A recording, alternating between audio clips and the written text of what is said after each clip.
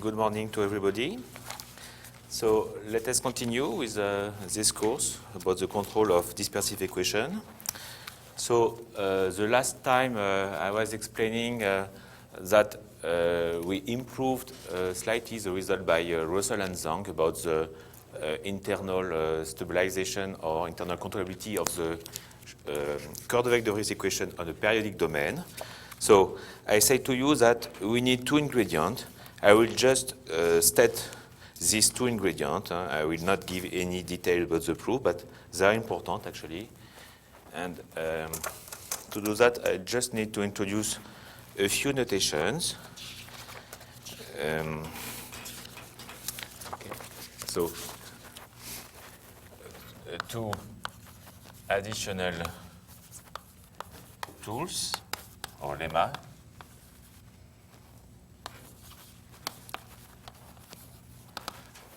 So these two tools are the propagation of compactness and the propagation of regularity. So I mean, assume that you have a solution of KdV, of the nonlinear KdV. You know some good property on a subdomain, omega times 0 capital T. You want to extend this property everywhere. This is what we want to do, actually.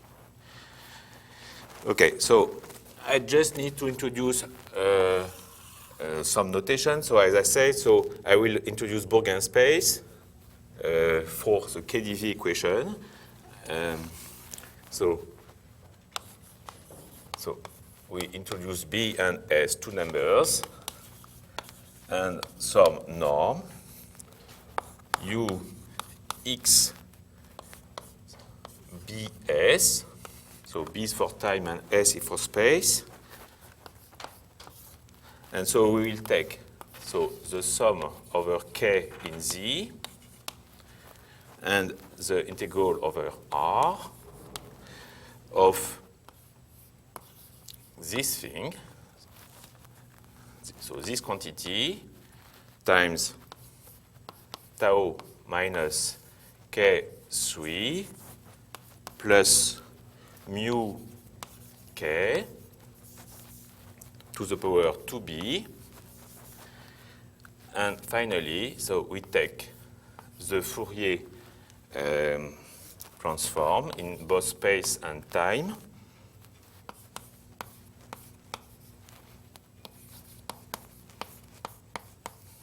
of a function u. So u here just a function defined on the torus time r with value in r. So this is, so K correspond actually, so K in Z is a Fourier variable associated with X in the torus, and tau in R is a Fourier variable associated with the time T, also in R, okay? So this notation, so this thing is just for, if I remember well, so this thing, something like that. And okay, we have some u because actually we have the problem of the conservation of the mass. So in the equation, we have to keep actually the term mu ux. So okay, so we need this thing actually in the definition of this norm. Okay, so this is actually a semi-norm for functions that are smooth and NAO. So you take the completion. So you take the completion for this norm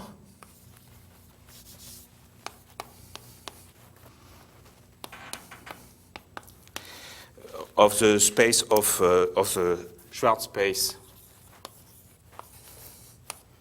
of a smooth function on T time R. And finally, you introduce a restriction norm. So this is completely classical, nothing strange here.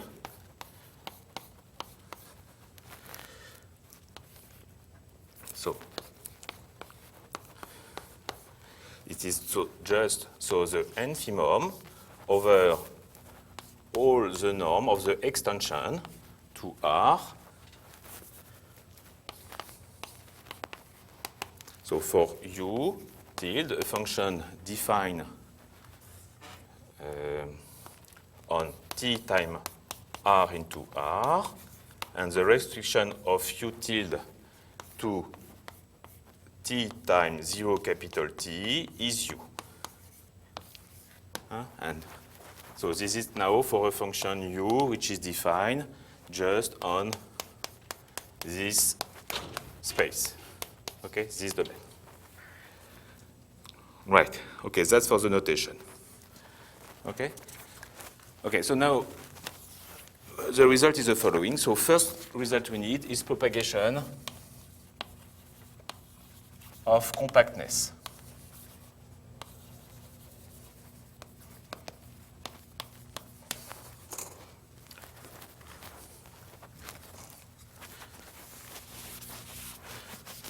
So roughly, okay, the picture is as follows. So you have the space, X. You are between 0 and 2 pi. You are the time T between 0 and capital T. And you assume that, okay, on some domain like this, omega times 0 capital T, for a sequence of solution of KdV, you have a strong convergence to 0. Something like that. And you want to obtain the same thing for the subsequence on the complete domain 0 to pi times 0 capital T. So that's more or less the idea. Well, we obtain something like this, even if you have a forcing term for the sequence. But okay, we have actually to make some technical assumptions that are not very conservative, that are not very strong. So it was not a problem to apply this lemma for the control purpose. So the result is as follows. So you take a time strictly positive. You take some number b and b prime like this. So with b strictly positive. And you take a sequence un in this Bourgain space, and another sequence fn is a forcing term, still in another actually Bourgain space.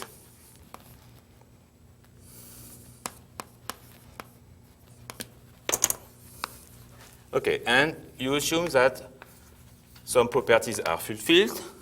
So first, you have the KdV equation that holds true.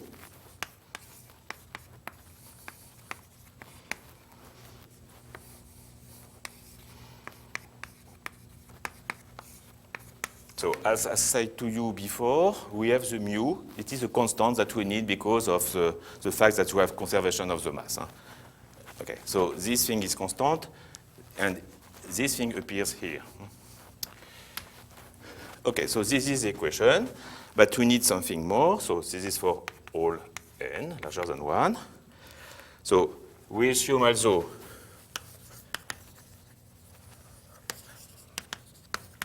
so there exists a constant C. We have actually some uniform band of un in this space. And some convergence of norms of un and fn in some Bourgain space with negative indices. So it's not a strong assumption, actually, in practice. So we have here minus b minus 2 plus 2b. So this thing has 2 tends to 0. Also this Bourgain's norm. So still minus 2 plus 2b. Okay, this thing has 2 tends to 0. And finally, you take this Bourgain's norm, so in minus b prime minus 1 plus 2b prime. Okay, all this thing tends to 0.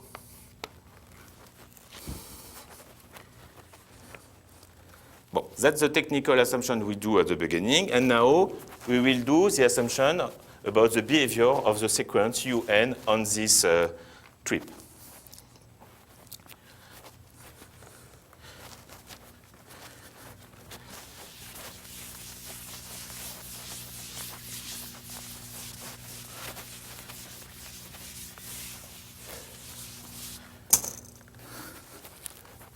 Finally,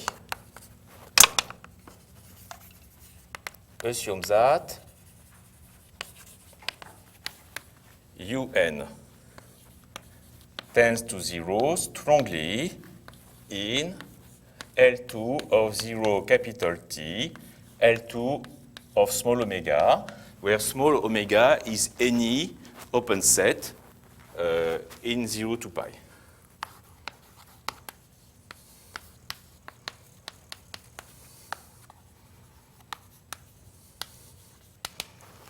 You assume that, then actually you have a strong convergence when you replace omega by T. Actually, it is locally in 0 capital T, so we are not able to obtain the strong convergence in 0T, but it's just locally, but actually that's sufficient for what we want to do later. Okay? So grossly, the thing is that if you have a strong convergence in this strip, you have a strong convergence everywhere. But of course, this is for a solution of the KdV equation, and you have to make some technical assumptions that are not very strong, actually. In practice, you can really apply it. Okay, so this is the propagation of compactness. Compactness is the sense that something tends to 0. And we use it to prove the stabilization result. So grossly, you have the damping on this part. On this part, something tends to 0 in some sense. And we want to extend this property everywhere. That's the idea. But actually, it's not sufficient. We need another property which is related. And the other property is the propagation of regularity. And it tells you that if you have a function, a solution of KdV which is regular on this set, it will be regular everywhere. And we need this property actually to prove the unique continuation property by using, for instance, some Kalman estimate. Because for this kind of estimate, we need some a bit of regularity actually. Okay. So I check that all is okay. Yes, all is okay. Okay, so now let us state the propagation of regularity. It's another property.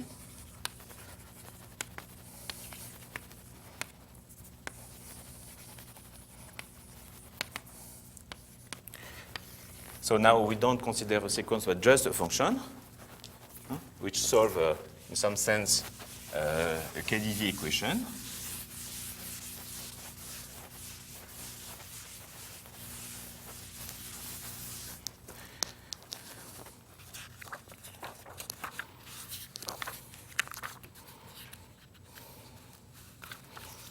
So it is this property. So let's consider some time capital T which is strictly positive, some b between 0 and 1, and a forcing term which is in xt minus b r, where r is any given real number. Okay?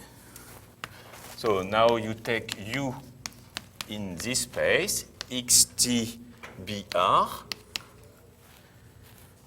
be a solution of, so a KdV equation. So this will be this one.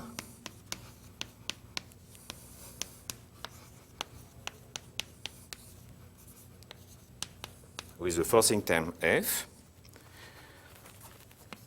So if you have that u is in L2 locally in L2 in time with value in the space h r plus rho of omega with,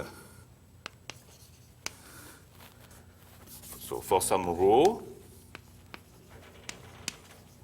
such that you have this condition, rho is strictly positive, and it is less than the minimum of 1 minus b, 1/2, then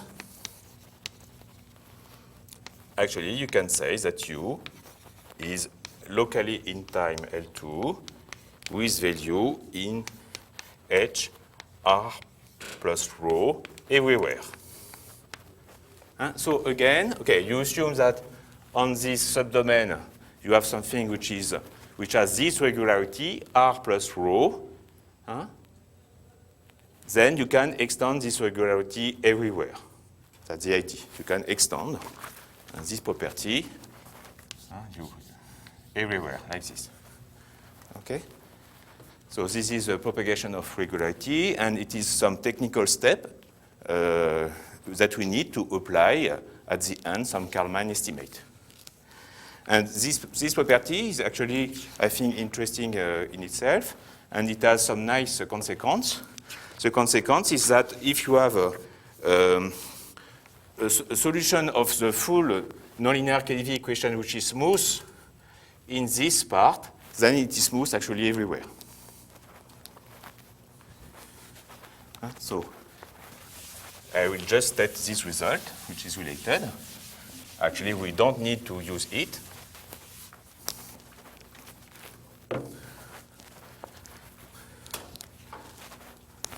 So it is a consequence.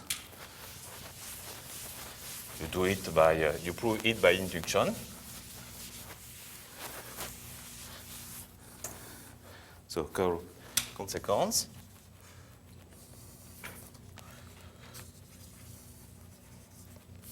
So if u is a function in this space that solves the full nonlinear KdV equation,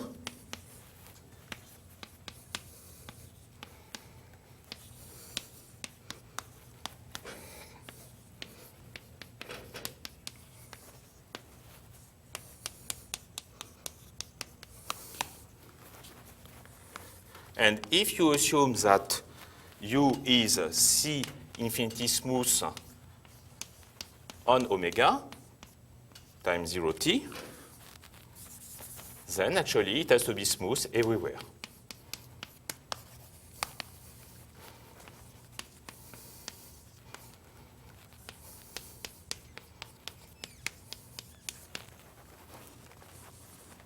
Okay?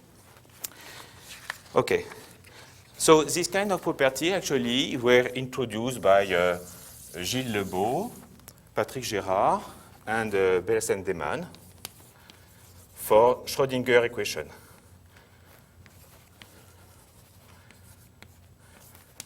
So it was in 2006 for nonlinear Schrödinger equation actually, and they use for that microlocal analysis argument. And so here we have the same kind of thing, dimension 1, and actually we combine this kind of argument with Bourgain analysis, okay? And okay, it was actually introduced by Camille Laurent later on for the nonlinear Schrödinger equation in dimension 1 by combining precisely this kind of argument with Bourgain analysis. I don't remember the year.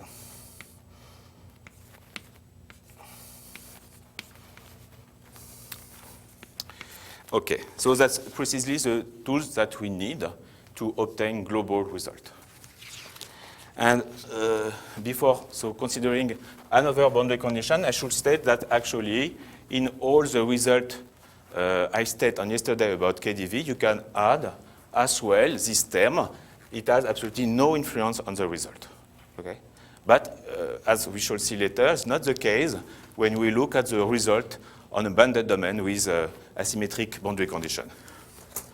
So I will now consider this kind of problem. So it's quite different, actually. And so that's the third part of the course. So now we consider the control of KdV on a bounded domain.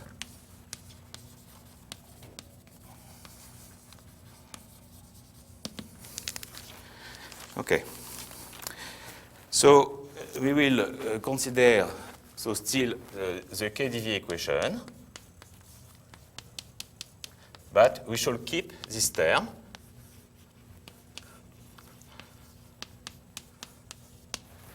We keep this term because if we remove this term, actually the result will be different. Okay. So we keep this term, and actually, if you go back to the derivation of this equation from Euler equation, you have this term that appears naturally. So when you look at the well-posedness in R, there are a very simple change of variable to remove this term, but more or less you have to work in a moving frame. And of course, if you consider a control problem, you cannot make it. That's the point. So if you want to look at some problem with some control at, say, 0, you cannot use this trick to remove this term. So, okay, we will keep this term.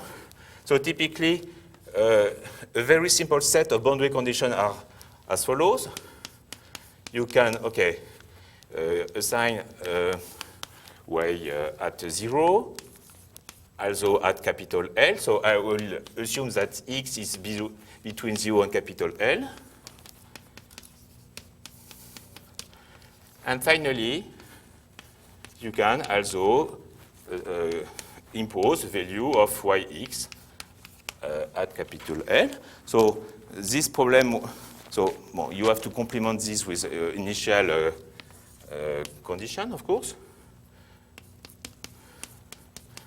And okay, a lot of people have produced results about the well-posedness of this kind of system.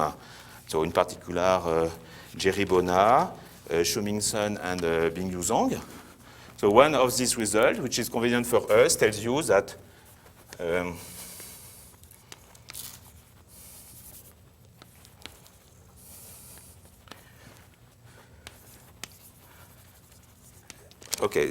it tells you that if you take U0 in L2, H0 and H1 in H1 first, 1 over 3, and H2 in L2, okay, you have a global solution in the classical space. So I think it's a result obtained in this in 2003. So for any y0 in L2, for any h not h1 in this space, and finally for any h2 in L2, these are actually the good space for the trace, and that's really the sharp space for the trace. Then there exists a unique solution. Of course, it is for any t. There exists a unique solution of your system in this class. So this is the good class. It is a set of functions that are continuous in time with value in L2 and L2 in time with value in H1.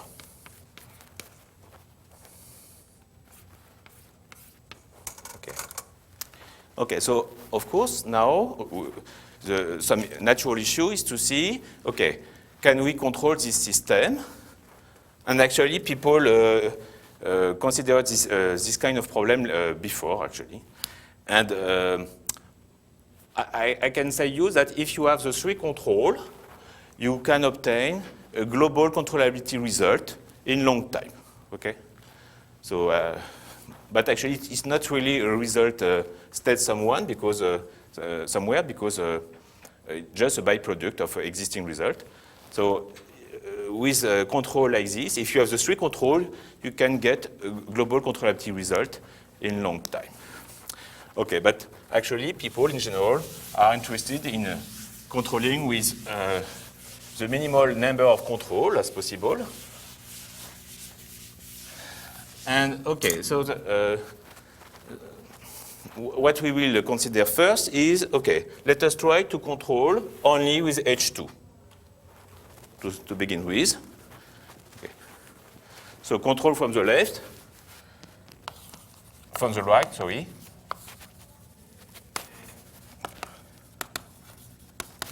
With H2 only. So I mean that you take H0 equal H1 equals 0. So what can you do? So we have a first positive result that actually I obtained in 1997, so before that.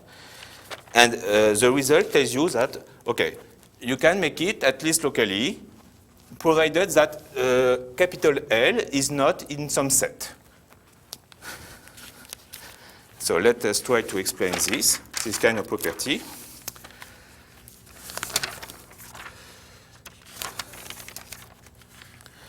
So,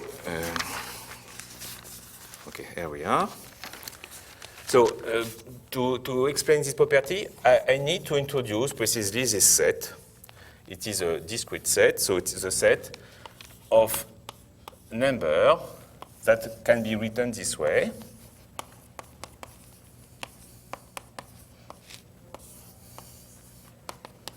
Where K and L are any positive integer. Okay, you introduce this set, so it's quite clear that this set is discrete.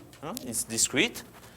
You can, of course, draw the first number in this set. So you start with 2 pi. Of course, you have all the multiple of 2 pi, so 4 pi, and so on. But you have also other lengths. For instance, you can take K equal 1 and L equals 2. You compute what you obtain. So you have 1 plus 2 plus 4, so you have 7. And so you will obtain the length L equals 2 pi, the square root of 7 over 3.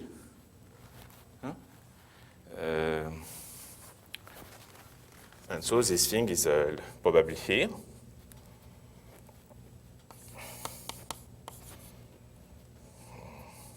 No, it's here, because you have the square root. Okay. And so on. Okay. But this set is discrete and closed, of course. Okay. And so the result now is the following. So we'll see that actually this set is important. And as I said to you before, this set comes precisely from this term, from Yx.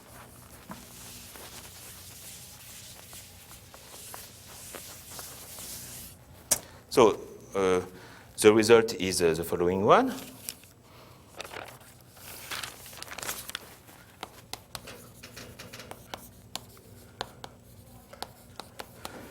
So if the length of your domain is not in this set, then for any time t, there exists some delta such that if the initial state and final state are small enough,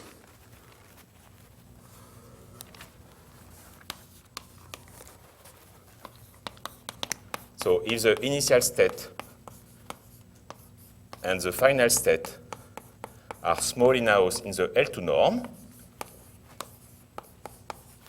then you can precisely find a control that I will call so H2 such that the solution of S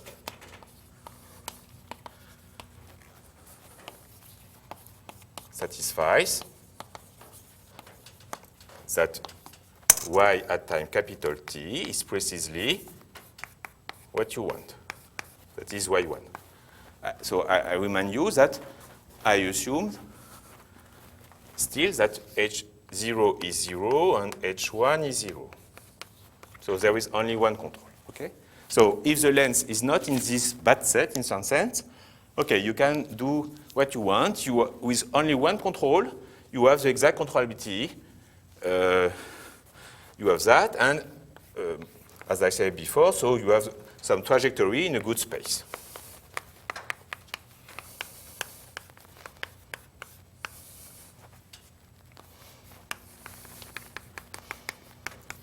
Okay. Okay. So natural question is this result sharp? Why do we need to restrict why do we need to make some assumptions about the length? So if we linearize the system, actually, the condition about the length is sharp. So we have actually some proposition that we need to prove before. So in the same paper. So the result is sharp for the linearized equation.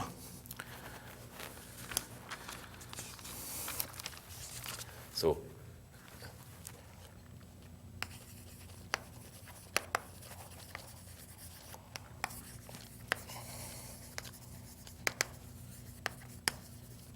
and the result is the following. So you take any positive number capital L and any positive time capital T, then you look at the linearized equation.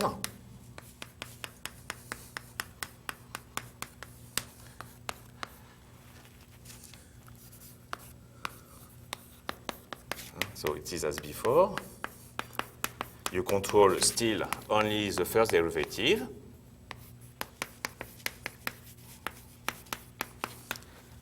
So this system is exactly controllable in L2 if and only if L precisely is not in this set of critical lengths. So what happens actually, what happens is that actually with this term, you perturb slightly the first eigenvalue of the KdV operator, and this has as a consequence that for some lengths, actually, you have some modes that you cannot control. This is just the idea, actually. So if we drop this term, there is no problem, no restriction about the length of the domain. Okay, so some idea of the proof. Actually, independently of this result, we can review some nice property so about KdV on bounded domain like this. So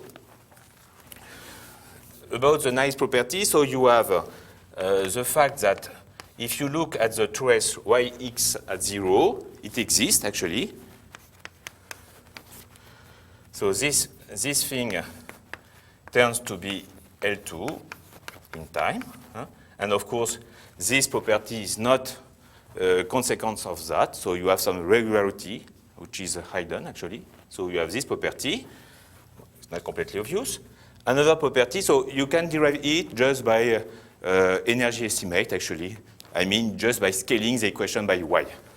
But you have also another property which is quite strange actually. You have a global Kato smoothing effect.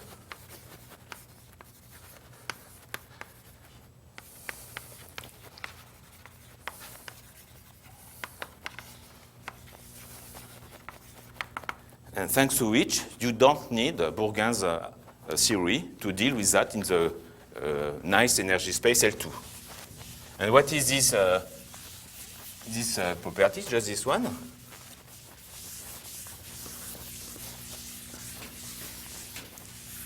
You have this estimate.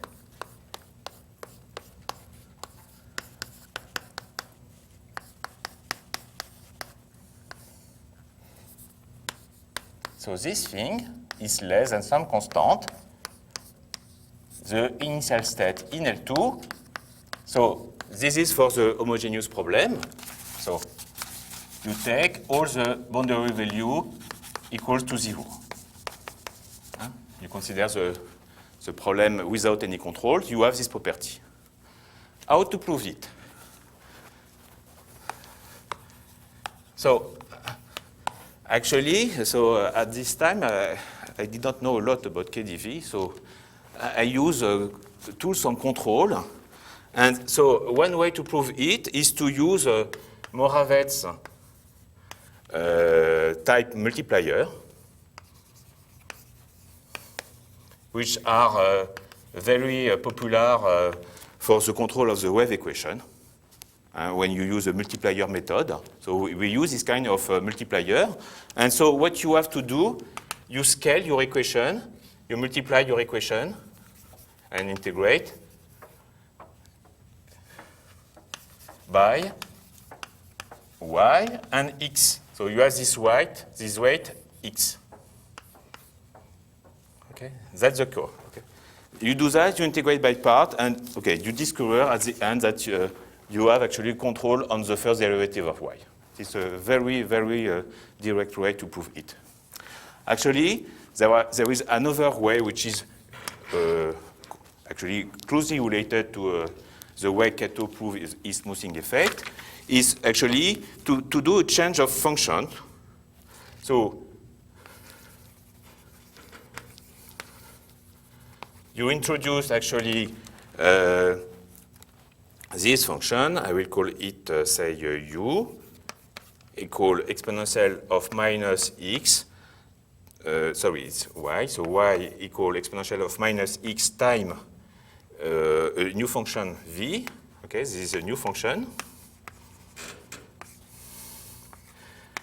And with this new function, what you obtain is this equation, actually.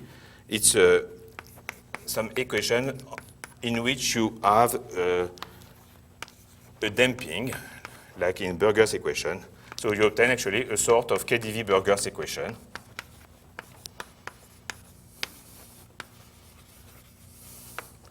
You keep you have exactly the same boundary condition, and there is no change for them. But of course, now with this, it's clear that okay, you will obtain exactly this kind of smoothing effect just by scaling the new equation by v. Okay, you scale the new equation by v, and immediately you obtain this kind of thing. So it's maybe a more natural way to derive this kind of property. So as I said before, with this kind of property at hand, for the homogeneous problem, you can prove immediately that you have a global solution in the energy space and the uniqueness and everything immediately and without Burger. Because actually we have a smoothing effect, and actually we have a dissipation. We have a natural dissipation actually at the boundary.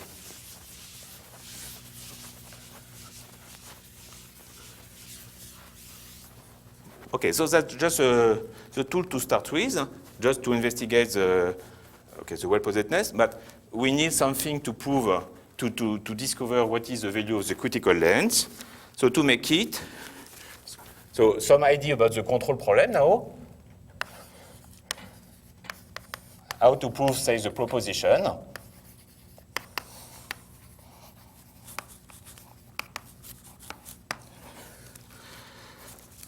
So you still use duality argument, so that what you have to prove for the controllability is some observability inequality.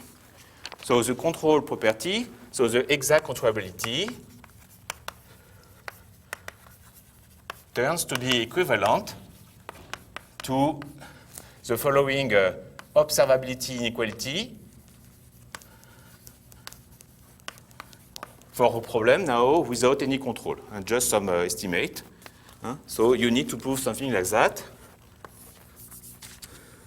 So the fact that the L2 norm at time, so 0, is less than some constant time, so precisely the trace, the first derivative at 0.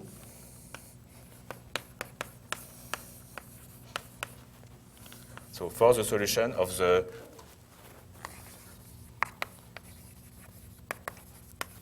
so I write again, so this is KdV, but with homogeneous boundary condition.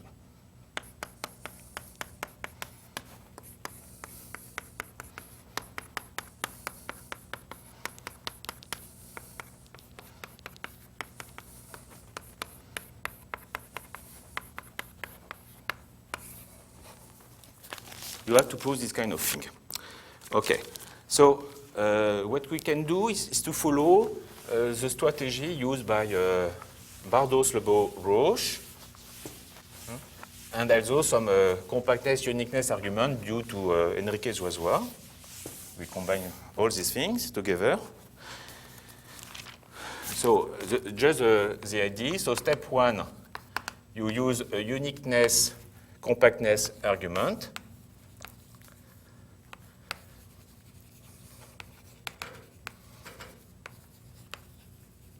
Which is due to Enriquez Joisois. And you can make it precisely because you have the smoothing effect. We have this smoothing effect, and so you, thanks to this, you have some compactness. And so the idea is that instead to prove this kind of property, you just have to prove that if you have a solution of this thing, of this system, such that the trace is 0, then the initial state has to be 0. Okay? So using Kato, so if your estimate star is not true,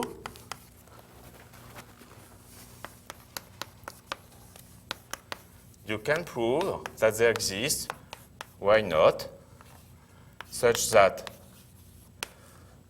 so why not, which is different from 0, such that you still have that the trace is 0,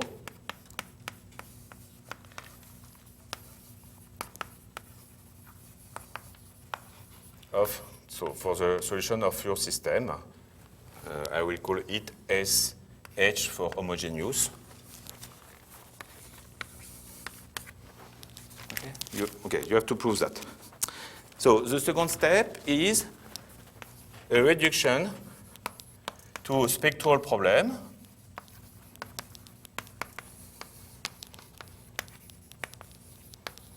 And it is due mainly to Bardos, Lebot, Roche for the wave equation. But actually, a very similar argument was in Maida, in some paper of Maida.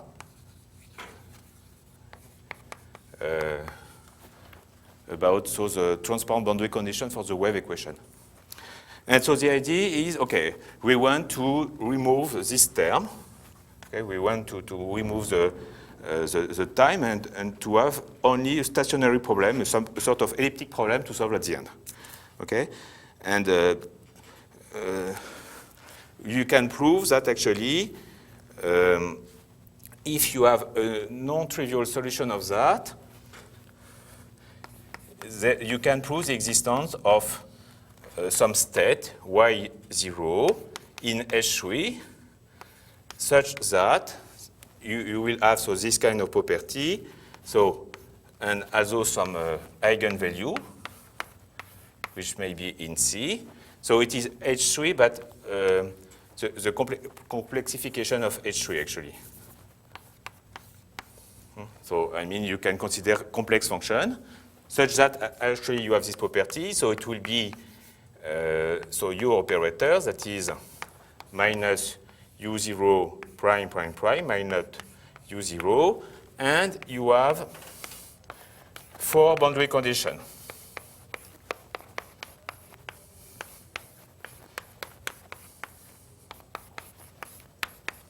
That are 0. So it's not a classical spectral problem in the sense that here we have 4 boundary conditions, not only 3. And so, okay, the issue is, is it possible to find a y0, of course, which is different from 0, otherwise there was nothing to do. Is it possible to find something which is not trivial, that satisfies this kind of property? And, okay, the last step, which is the technical one, it is true, actually, you have a non-trivial solution if and only if L is in the bad set, the critical set. So step 3. So resolution of the spectral problem.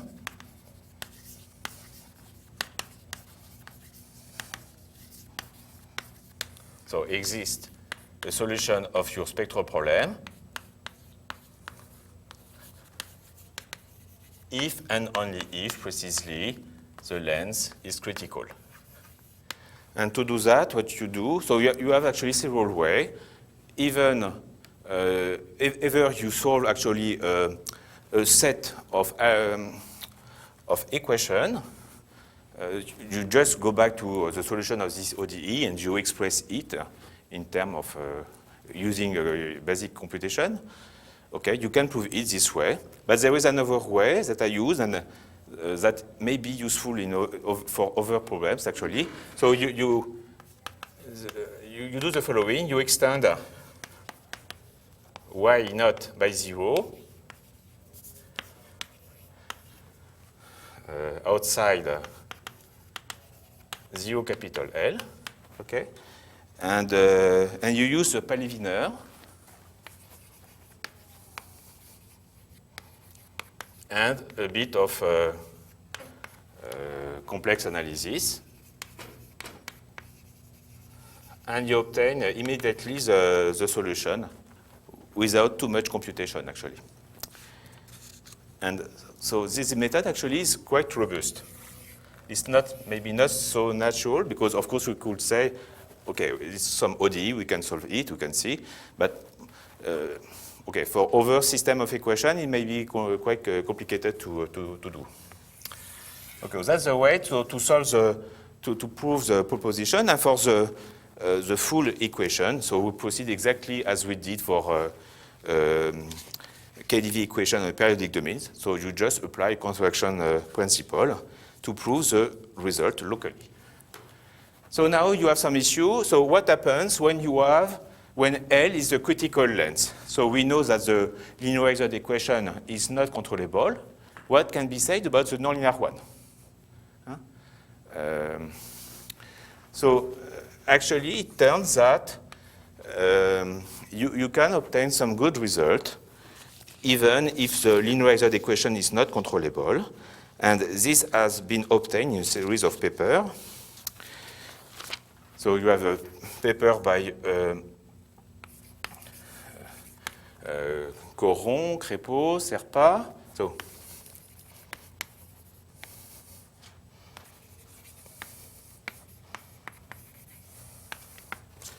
what happens? So actually,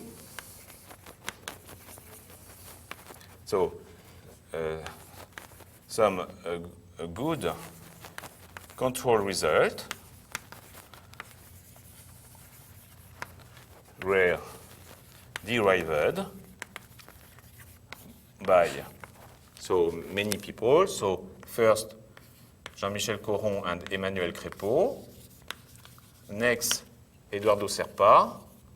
And finally, Eduardo Serpa and Emmanuel Crépeau.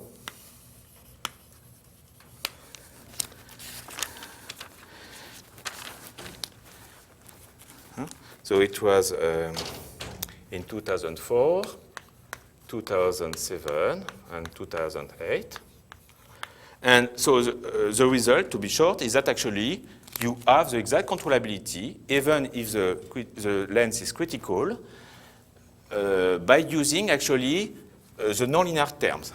I mean, by using the term y(x) in the equation, you can recover the exact controllability. So I will just state the result by Serpa and Crépeau.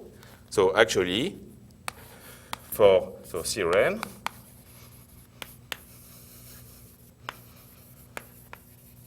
for any length which is critical, there exists a time t.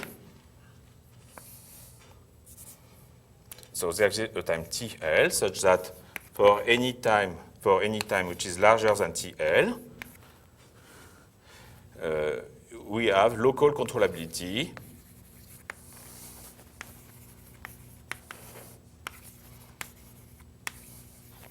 in time t in the space L2.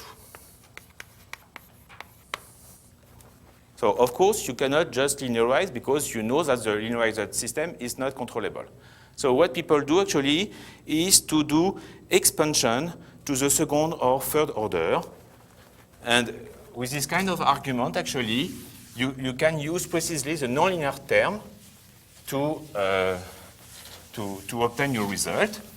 And actually, it's possible because when you go back to the linearized system, something has to be said.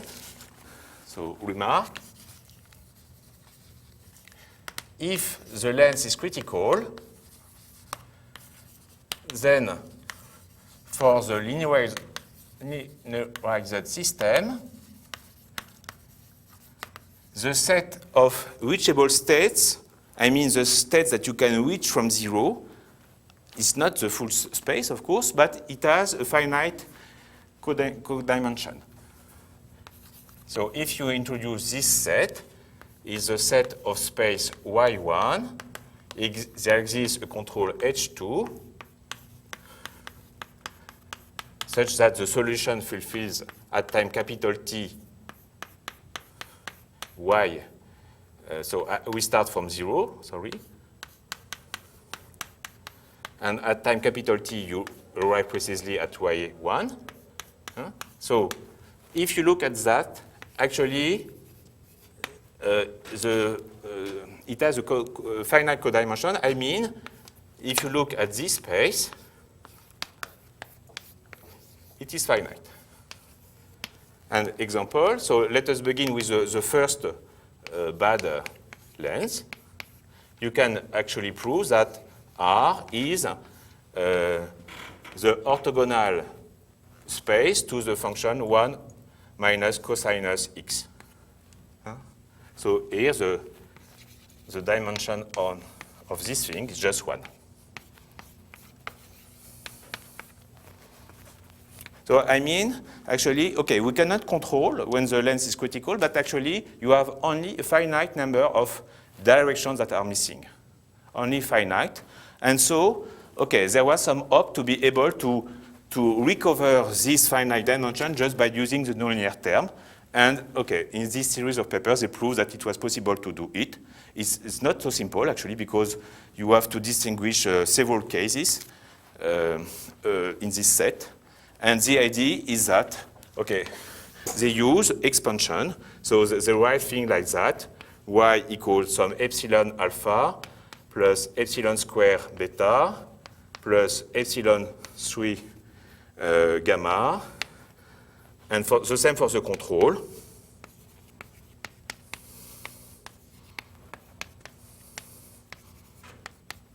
Okay, and so by using the nonlinear terms, they were able to prove this very nice result. Of course, so there are some open questions. So, do you really need some time to do that? So, can you prove the same thing for any positive time? It's a still open question, actually, and probably difficult issue.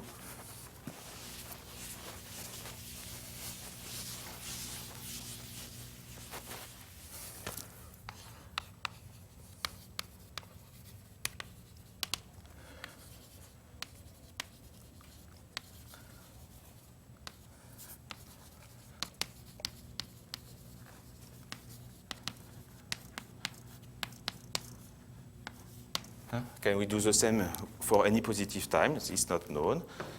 Also, can we obtain some global controllability? It's not known. It's still open. Okay. So this was for this kind of control. So before the pause, I could say that actually the same phenomenon was noticed by Glass and Guerrero when you replace the Neumann control by the Dirichlet one. And it's also a nice property, nice result, due to Glass and Guerrero. So this is a result obtained in 2007, I think. I'm not completely sure about the date, but it's quite recent result. So what is important is that you consider still the KdV equation, but now you control the Neumann, the Dirichlet data at the left.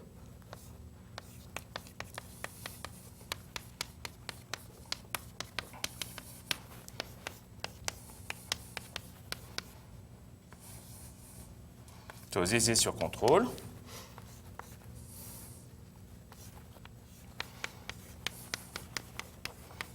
And the result is the following. So for this system, you have local exact controllability, provided that the length is a set of critical lengths which is different, actually. And so I will give its definition, which is implicit. So you have to introduce another set.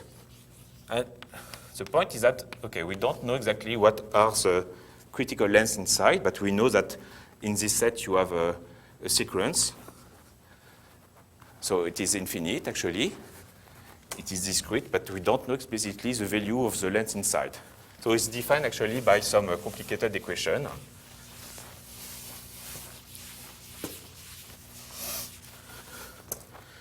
So that's the length in 0 plus infinity, such that there exists some complex number A and B fulfilling the following equation. So you have three equations.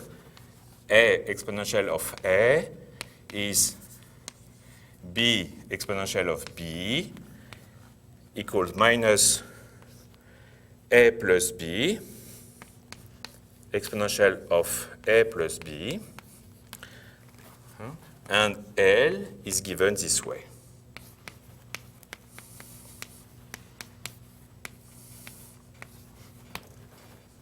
This is defined this way. And so the result is that if the length is not in this set, you can pick a control in H1/3 such that, okay, you solve your control problem. So result, by Glass-Guerrero. So if L is not in this set, so for any positive time capital T, there exists a delta such that for the initial state and the terminal state less than delta,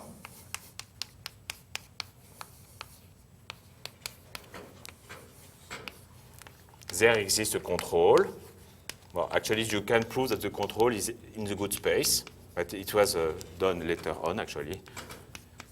Okay, you can prove that there exists a control such that the solution of your system satisfies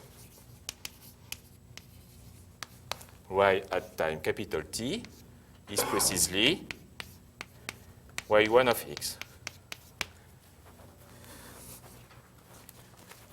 Okay. And so you have the same phenomenon. You have some critical length with Dirichlet boundary control. Well, I think we can stop a little bit, 5 minutes, and I will continue with this investigation later on.